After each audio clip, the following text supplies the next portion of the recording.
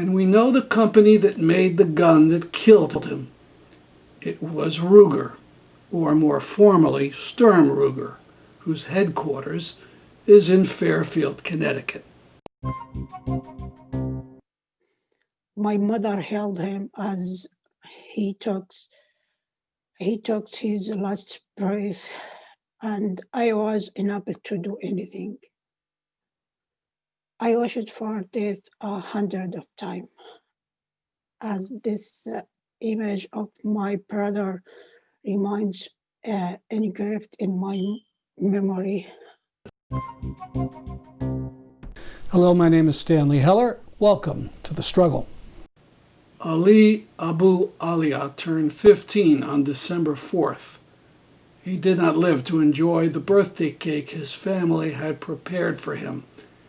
He lived in a village north of Ramallah on the West Bank.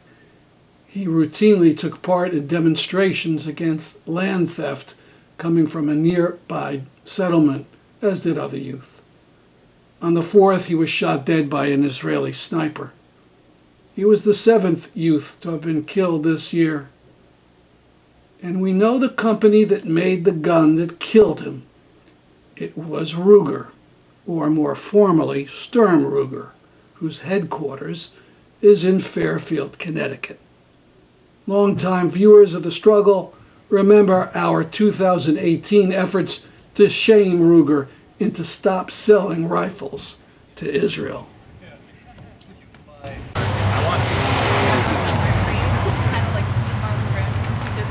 Yeah.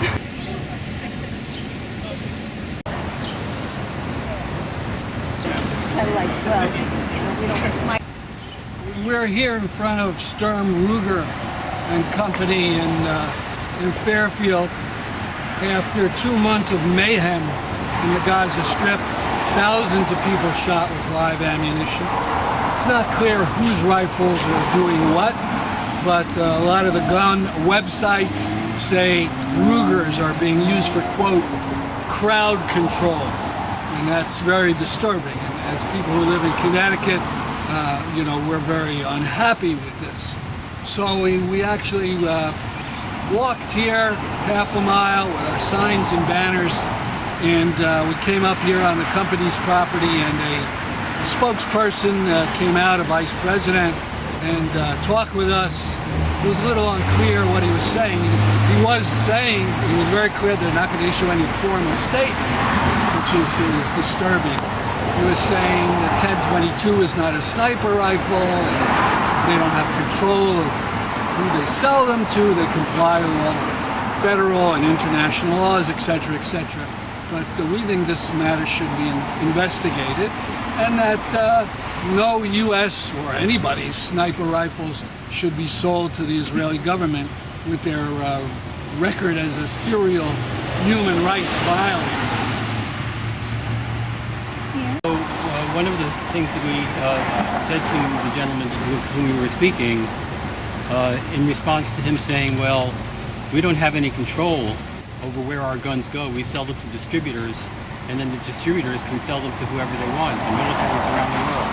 We have no control over that. And when I said to him that I, as a Jew, have no control over what the Jewish state of Israel does, but nevertheless, since they are representing themselves as a Jewish state, that I, as a Jew, have a moral obligation to say, no, this is horrific what you are doing, and it might be that I, in the end, have no ultimate control over it. Nevertheless, it's incumbent upon me to speak out and speak the truth, and so that's what I told him.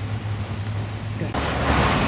I think the argument that they are not responsible for what their distributors do with weapons is like saying, I'm not responsible if I give a gun to a child and the child shoots himself. That child is what I give the gun to, and so the child is responsible for doing that. This is ridiculous. You don't give guns to distributors that are known to distribute to human rights violations. That is a violation of international law, and it's a violation of even US law. And congressional law says you cannot give support to countries that persistently violate human rights. And the US does that, As such, the US and this company are both complicit in these crimes against humanity and crimes against Palestinian children. Go to thestruggle.org to see the latest about Sturm Ruger and Israel. Look for the link. Ruger is making a killing. The latest headline about Israel is that the U.S. brokered a deal with the King of Morocco, whereby Morocco recognizes Israel in return for the U.S. recognizing Morocco's seizure of the Western Sahara. Morocco and Israel have agreed to establish diplomatic relations as part of a U.S.-brokered deal. Morocco becomes the fourth Arab nation to establish ties with Israel since August. As part of the deal, the United States agreed to become the first country in the world to recognize Morocco's sovereignty over occupied Western Sahara, what many consider to be Africa's last colony. Morocco's occupied much of the resource-rich territory since 1975 in defiance of the United Nations and the international community. Thousands have been tortured, imprisoned, killed, and disappeared while resisting the Moroccan occupation. After headlines will get a response to the Morocco-Israel agreement from leading Palestinian and Sahrawi figures and go inside occupied Western Sahara. Morocco is shown in red above. Western Sahara is in black. In the second map, the Moroccan occupation is shown clearly, with just a sliver belonging to the people of Western Sahara. This is typical of Netanyahu in alliance with all the royal scum of the Middle East. Now we continue with our coverage of the Gandhi Peace Award 2020, today focusing on the honoree Mayson Almisri of the Syrian rescue organization, the White Helmets. Now I'd like to introduce the president of Promoting Enduring Peace, James van Pelt. He's a graduate of the Yale Divinity School and has been active with Promoting Enduring Peace since 1989. He's written a number of books, including Venceremos, In Gandhi's Footsteps, and a book about immigration, Seeking Home in a Strange Land. James van Pelt. Thank you, Stan. My first purpose is to say that the honor of this award is really our honor to affiliate ourselves with the people who show so much courage and so much compassion. Is a great honor for us. To let you understand what the prize is all about, what the Gandhi Peace Award is all about, I'd like to talk for just a few minutes about the people who have received it before this time. Last year, it was received by Jackson Browne, perhaps the leading popular singer in terms of dedication to progressive and charitable causes. And tonight, we continue that tradition of recognizing that progress relies on the heart as well as on the mind. That progress, therefore, depends on the arts as much as it does diplomacy or demonstrations. The film that we've just seen a little sliver of has moments that you will never forget. For example, there's a moment that will change and deepen your understanding of what true happiness is.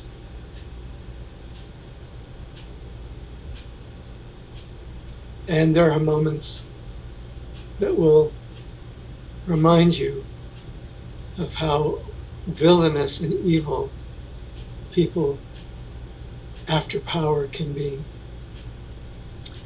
Other awards have been won by Amy Goodman, who's a great progressive journalist, reminding us that the clarity of the truth of the situation is all important, as it is in this case, in the case of the Syrian struggle. It was won by Bill McKibben, who is the founder of the 350.org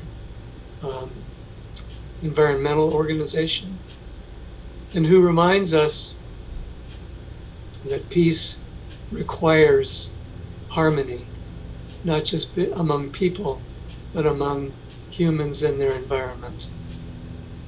And hence our motto, peace on earth, peace with earth.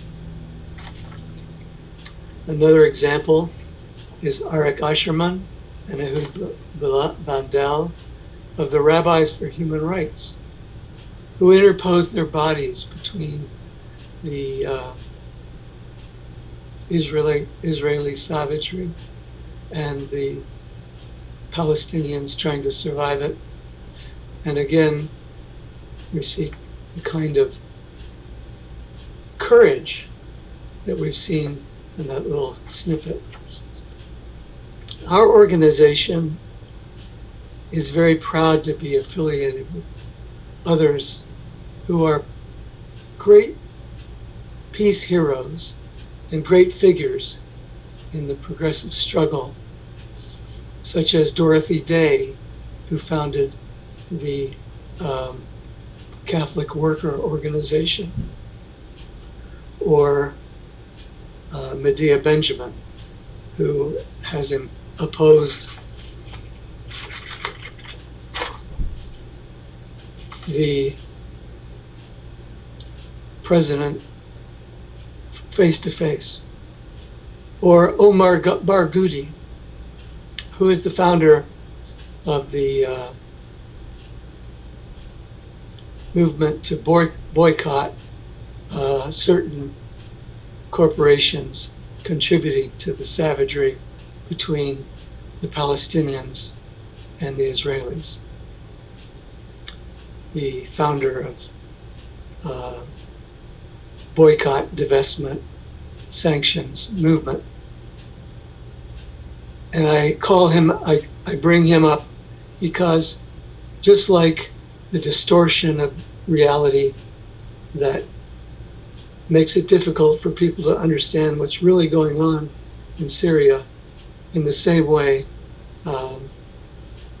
it's difficult for people to understand what's really going on between the Israelis and the Palestinians. So tonight, we bind the reputations of promoting enduring peace and Syria Civil Defense and Med Global together. And just as our organization gave away the first award 60 years ago this year, for the next 60 years and beyond that, when people speak of promoting enduring peace, they will remember the struggle of the people of Syria and the courage, bravery, and compassion of the White Helmets. Thank you.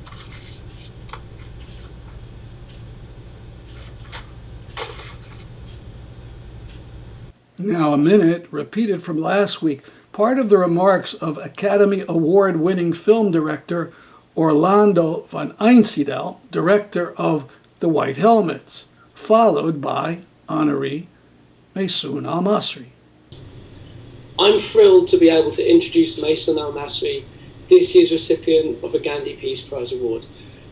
After graduating from the Department of Media at the University of Damascus, Mayson worked for the Syrian government's official Sana news agency. However, after seeing the organisation's manipulation of the news and its propaganda against peaceful protesters in the wake of the country's 2011 uprising, she quit to become an independent journalist documenting human rights violations. As the war intensified, Mason's brother was tragically killed by a regime sniper. He died in her arms, but in an effort to prevent this happening to others, Mayson paused her journalism work and dedicated her life to trying to save the lives of civilians. She was one of the first female White Helmet volunteers. Today, Mayson lives in Canada after the regime took control of the city of Quinnipiac, where she was forced to flee for her life. Despite being humanitarian workers, the Syrian regime sees White Helmet volunteers as traitors and directly targets them in airstrikes. The White Helmets have a motto from the Quran: to save one life is to save all of humanity. Mayson, I thank you wholeheartedly for your sacrifice and for your contribution to human life. Congratulations on winning this award. Hello, everyone. Assalamu alaikum. It's a great honor for me to be amongst the Gandhi Peace Prize winners. The prize was previously awarded to amazing people whose names have been celebrated due to their struggle to achieve peace in their countries and societies. Today, I remember 19 January 2013.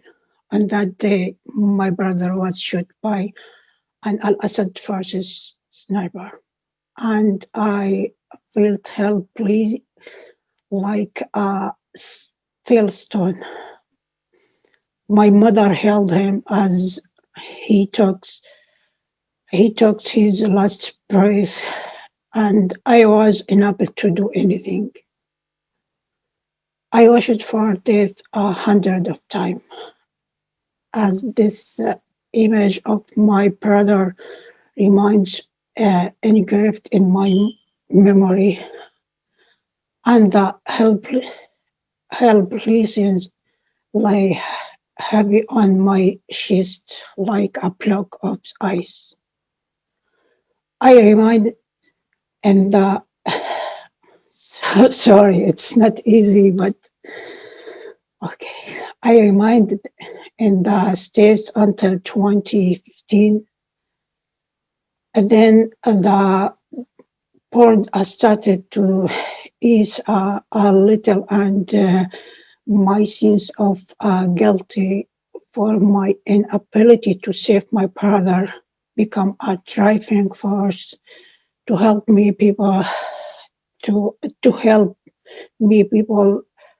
by become a volunteer in the White Helmets organization.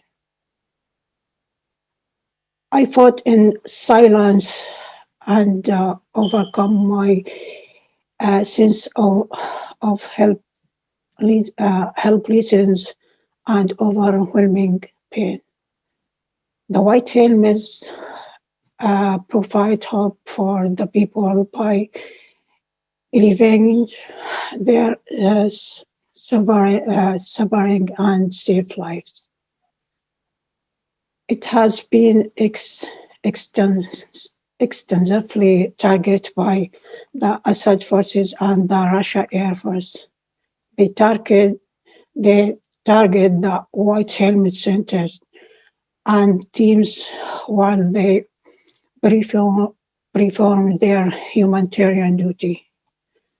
287 White Helmets volunteers were killed while performing their humanitarian work, and many White Helmet Center and vehicles were destroyed.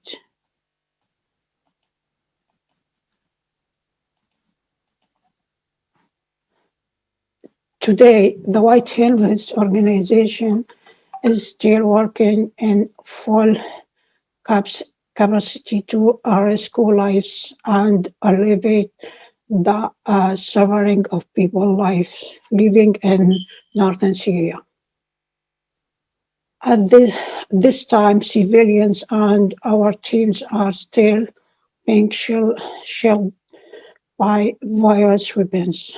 The COVID-19 pandemic poses a new threat to people in North Syria, and the White Helmet is working with all its capacities to contain the virus and protect people's lives as much as possible.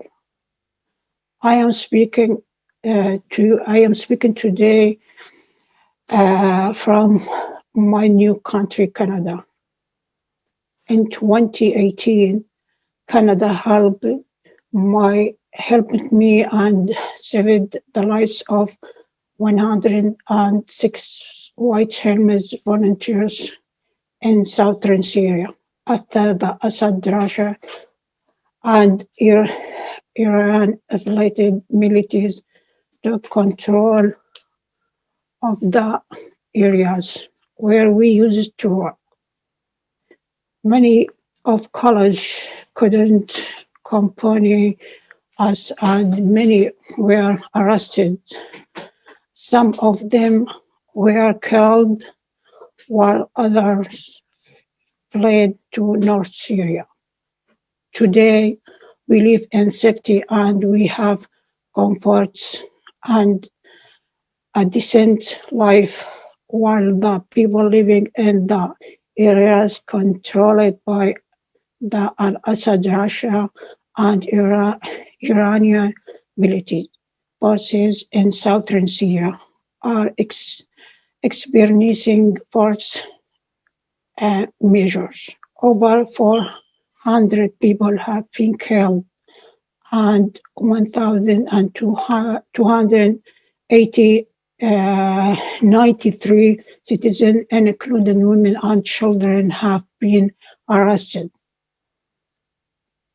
The southern regime has been empty of its youth, as the region witnesses the so-called death migration from the south to northern Syria, and then Turkey to escape arrests or compulsory military services in Al-Assad force.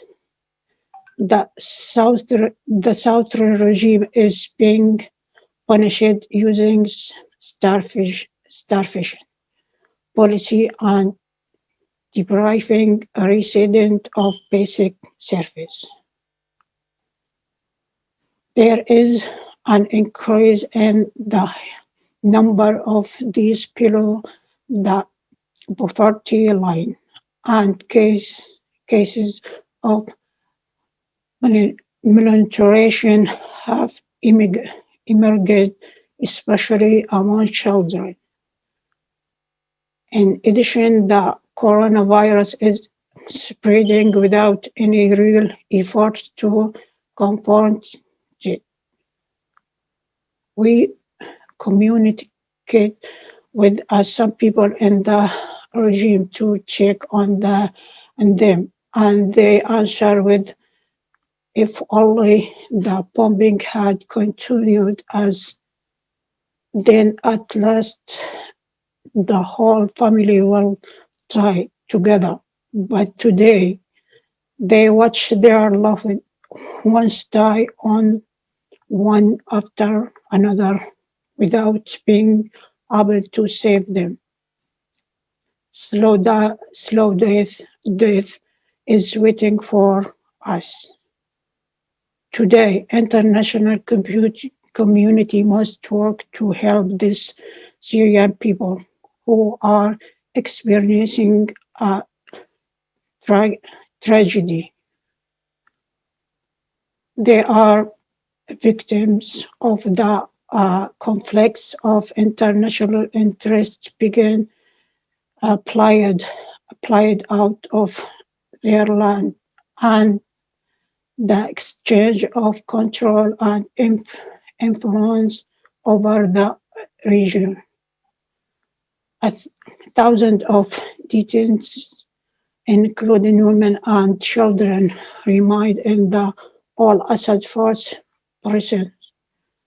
They survive in harsh conditions, with the ever-present threat of torture and death, and without anyone knowing about them.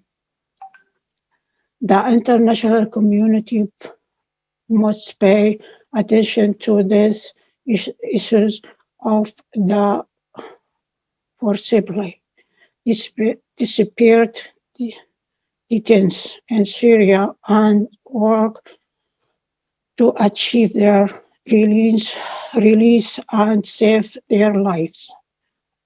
And and and and